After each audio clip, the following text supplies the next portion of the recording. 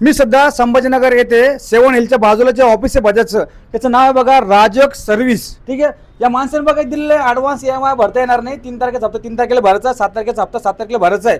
आता जर बघायला गेलं त्यांनी दिलेलं 7 तारीख, आज 7 तारीख आहे. 7 तारीख असून बघा हा माणूस रविवारच्या दिवशी यांनी सांगितलेलं चालू आहे म्हणून. आता किती वाजले बघा, जवळजवळ 5च्या आसपास टाईम होतोय. हा दुपारी 2 वाजेपासून गेलेला आहे, अजून आले नाही. आणि तो हप्ता भरण्यासाठी बघा किती लोक आलेले इथं. म्हणजे यांनी यांचे 10-10 रुपयाचे सगळं सोडून यांचे पूर्ण जे काही कामकाज सगळं सोडून इथं आलेले.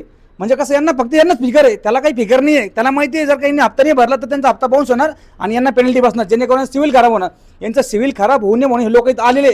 यांची फक्त एक कळकळीची विनंती काय तेवढी ऐकून घ्या. आम्ही 3 वाजल्यापासून इथं येऊन थांबलेलो आहे. आता हप्ता भरायचा कधी आणि घरी जायचं कधी, आमच्या आता धंदे करायचे कधी. केव्हा येईन केव्हा हप्ता भरा आम्ही. आता उद्या जर भरला तर परत बाउन्स होईल, 500 रुपये परत पेनल्टी द्यावं लागेल. आणि ते पैसे कुठून आणू आता आम्ही.